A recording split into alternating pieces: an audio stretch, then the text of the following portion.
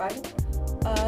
Jadi di sini saya akan menjelaskan materi dengan matkul pendidikan kewarganegaraan dengan materi integrasi nasional.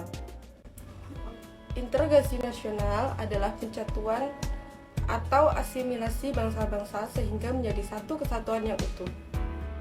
Dan ada beberapa menurut para ahli, yaitu yang pertama menurut Dr. Nazardin Samsudin, yaitu integrasi nasional adalah proses pemersatuan suatu bangsa yang meliputi seluruh aspek kehidupannya, yakni aspek politik, sosial, ekonomi, dan budaya. Yang kedua yaitu menurut Oswald Wings, yaitu integrasi nasional adalah penyatuan bagian-bagian individu masyarakat menjadi satu kesatuan atau satu keutuhan yang lebih utuh, atau penyatuan banyak komunitas kecil ke dalam satu negara. Yang ketiga yaitu menurut Myron Weiner, integrasi nasional adalah proses berbagai kelompok sosial dan budaya dalam suatu wilayah membentuk suatu identitas nasional. Yang keempat yaitu menurut J. Sojati Jiwandono, yaitu integrasi nasional adalah cara untuk mendamaikan keberlanjutan dalam kesatuan nasional dalam arti luasnya dengan hak untuk menentukan nasib sendiri.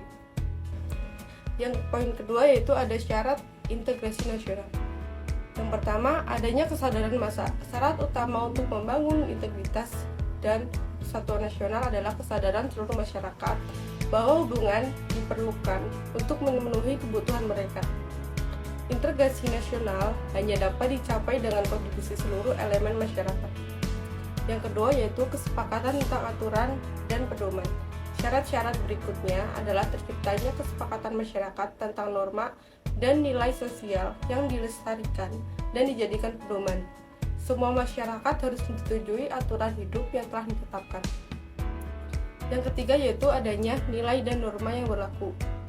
Integrasi nasional juga dapat dicapai melalui adanya norma dan nilai sosial yang dijadikan aturan baku dalam melaksanakan proses integrasi sosial.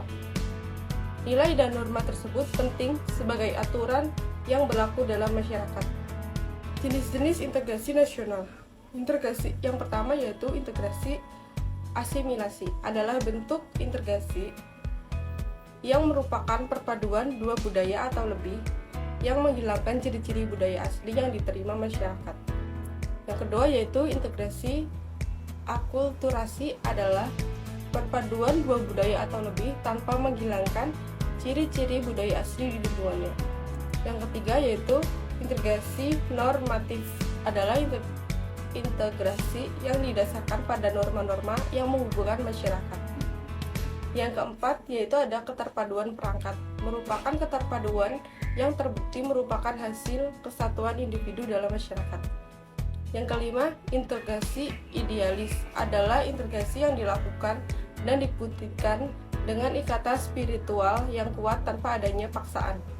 Yang keenam yaitu integrasi fungsional, adalah integrasi yang berlangsung untuk fungsi tertentu semua pihak dalam masyarakat. Yang selanjutnya yaitu faktor pembentuk integrasi nasional. Yang pertama, perasaan persatuan dan perjuangan.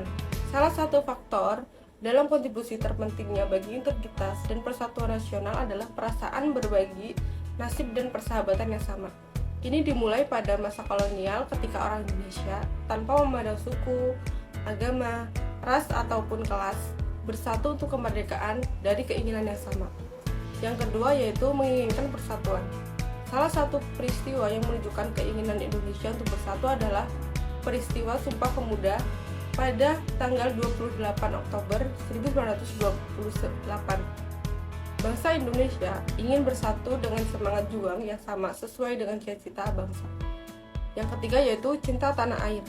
Faktor-faktor yang mempengaruhi integrasi nasional juga disebabkan oleh kecintaan masyarakat Indonesia terhadap tanah air. Hal ini terbukti sampai hari ini dalam perjuangan penaklukan, pemeliharaan, dan pendudukan Republik Indonesia. Yang keempat, bentuk idealisme nasional.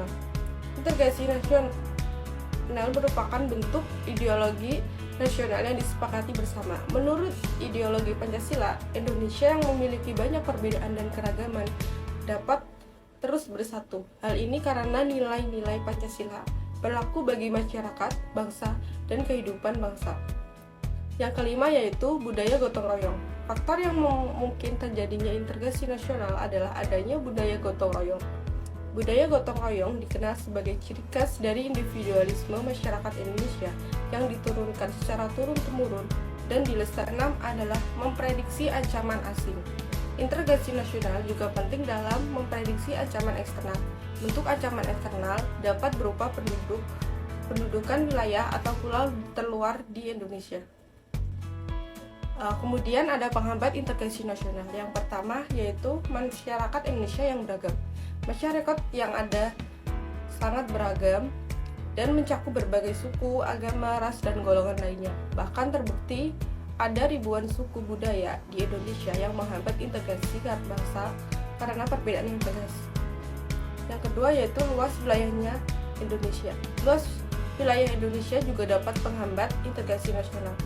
Integrasi Indonesia dikenal sebagai negara kepulauan dengan lebih dari 17.000 pulau yang dipisahkan oleh lautan luas.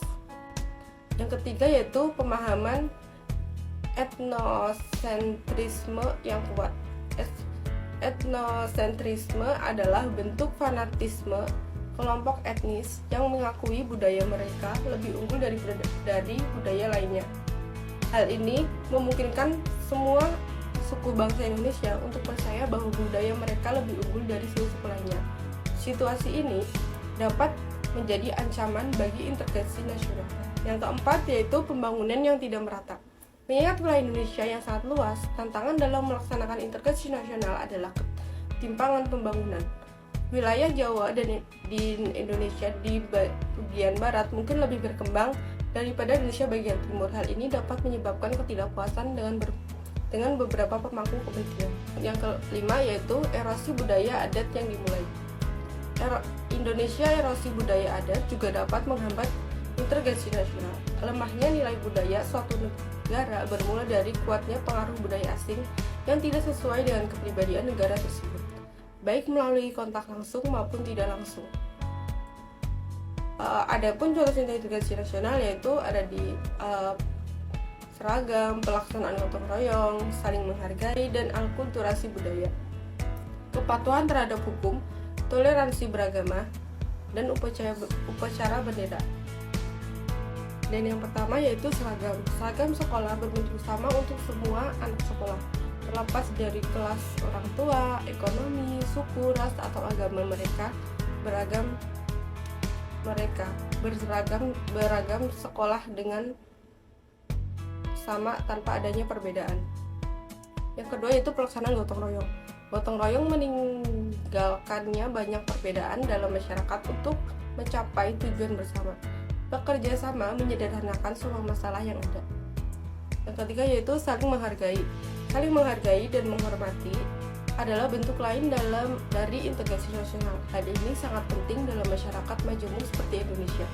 Saling menghormati dan berterima kasih di antara orang-orang yang berbeda suku, berbeda budaya, berbeda adat, berbeda ras, dan berbeda agama.